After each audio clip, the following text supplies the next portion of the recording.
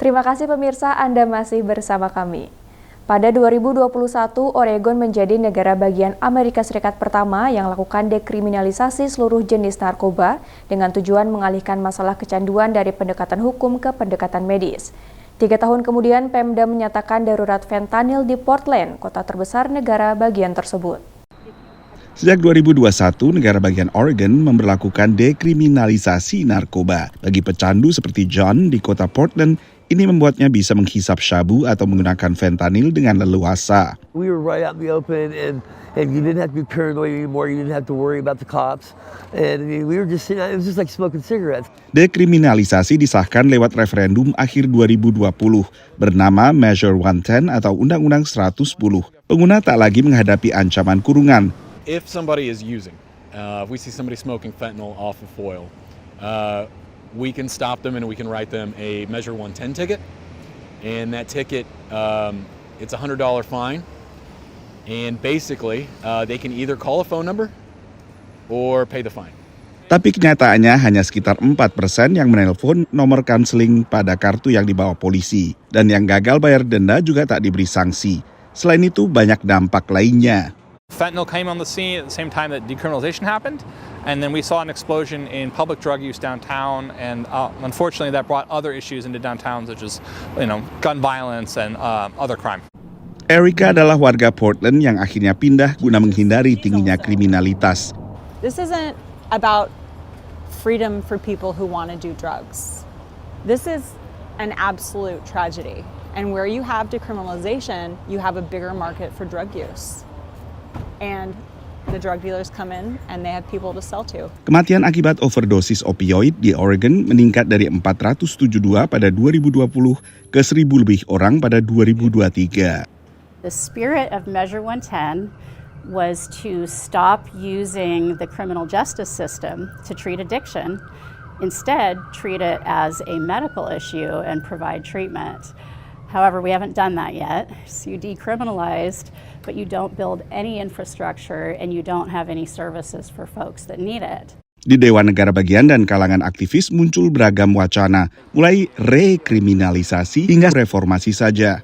Fewer people are actually moving through a process because there isn't that pressure, essentially, that consequence and reward to move people into recovery like we previously had with drug courts and other systems that were in place. Undang-undang dekriminalisasi dulu didukung 58% pemilih di Oregon. 3 tahun sejak dekriminalisasi terjadi pergeseran opini publik di Oregon. Sebuah survei baru oleh Emerson College misalnya menemukan bahwa separuh lebih warga Oregon ingin membatalkan dekriminalisasi ini. Tapi lebih banyak lagi ingin sekedar terjadi perbaikan di sana-sini. Dari Washington DC, saya Nova Purwadi dan tim VOA. Mahkamah Internasional baru merampungkan dengar pendapat soal kebijakan Israel di wilayah-wilayah Palestina, di mana Menlu RI Retno Marsudi juga menyampaikan opini dari Indonesia. Keputusan Mahkamah Internasional baru akan terbit beberapa bulan ke depan dan menurut sejumlah pengamat Timur Tengah menambah tekanan pada Israel untuk mencapai solusi 2 negara. Kepada 15 hakim Mahkamah Internasional, Menteri Luar Negeri Indonesia Retno Marsudi mengatakan, Israeli occupation is illegal. Pendudukan Israel di wilayah-wilayah Palestina adalah tindakan melanggar hukum. Israel must cease completely, unconditionally, and immediately all of its unlawful action and policies in the occupied Palestinian territory.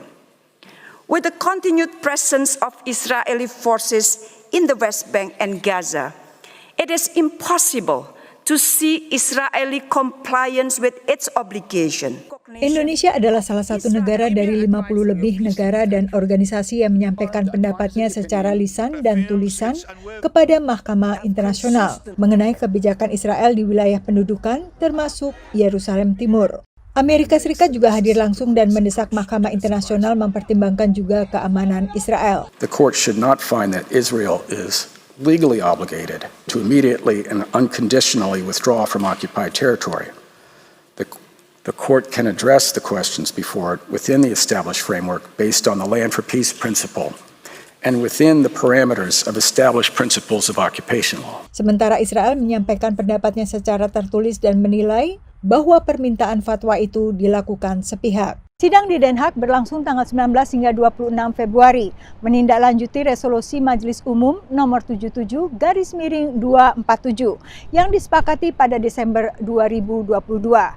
Sidang ini telah diminta jauh sebelum serangan Hamas dan serangan balasan Israel pada 7 Oktober tahun lalu, tapi mendapat urgensi baru dengan konflik di Gaza saat ini. Menurut analis yang juga mantan pelapor HAM PBB untuk wilayah-wilayah Palestina, fatwa bisa mengklarifikasi status wilayah yang diduduki. Think of this.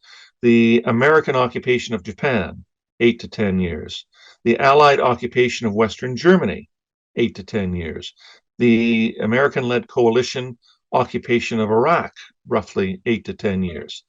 For an occupation to last beyond that, there has to be an increasingly convincing reason offered by the occupying power as to why the occupation continues. And if the occupying power cannot offer that reason that's consistent with international law, then the occupation would be deemed to be illegal. Sementara diplomat Indonesia yang juga pernah menjadi pelapor HAM PBB untuk wilayah-wilayah Palestina juga kembali menekankan pentingnya solusi dua negara. Jadi dulu tahun 47 itu sudah ada usaha untuk bagaimana mengatasi masalah ini agar sudah selesai. Nah dulu kan dibikin ada two-state solution and then one authority, international authority yang handle masalah Yerusalem. Ya kan itu.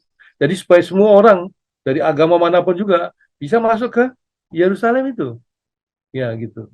Nah tapi kan dulu kan orang-orang Arab itu tidak mau menerima jalan keluar ini kan.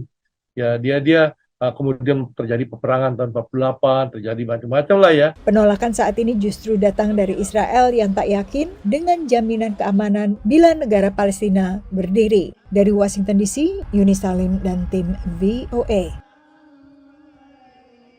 Pemirsa, informasi terakhir yang menutup perjumpaan kita kali ini akan hadir sesaat lagi, tetaplah bersama kami.